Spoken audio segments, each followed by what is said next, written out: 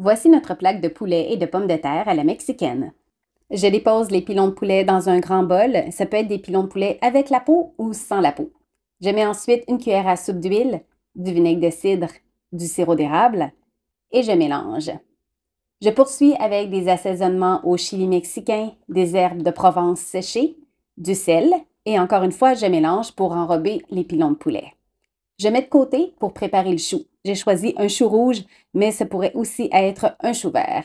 Je commence par enlever les premières feuilles extérieures. Je coupe le chou en deux. De toute façon, j'utilise seulement la moitié du chou et ça fait en sorte qu'il est plus stable aussi sur la planche pour le couper. Je le coupe une autre fois en deux de manière à pouvoir enlever le cœur très facilement comme c'est ici. Et ensuite, le but, c'est de faire des gros morceaux, tout simplement.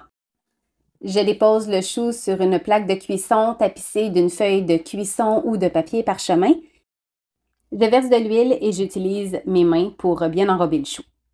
Je les répartis sur toute la surface de la plaque et ensuite, je viens déposer les pilons de poulet sur les morceaux de chou.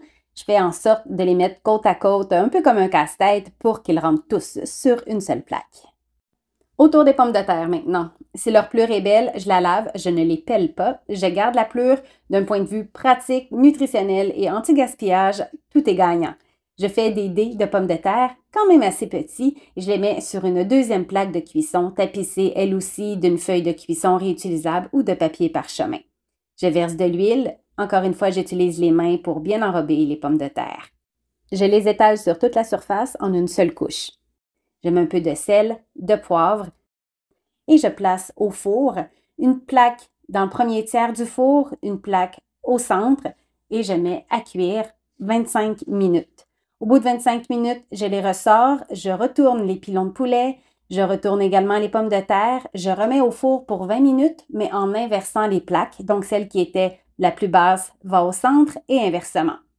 Après 20 minutes de cuisson, les pommes de terre et les pilons de poulet sont bien dorés, bien cuits et le repas est prêt.